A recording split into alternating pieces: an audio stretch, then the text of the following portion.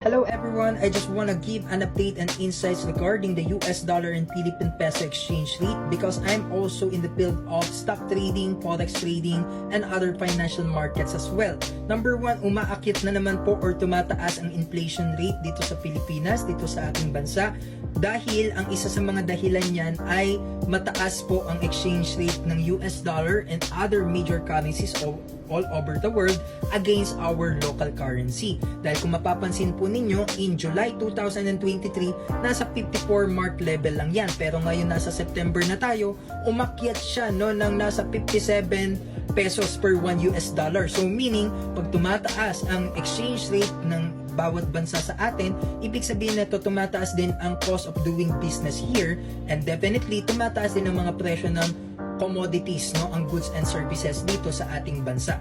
So yun lang, follow for more contents like this. The Estudyante Trader po.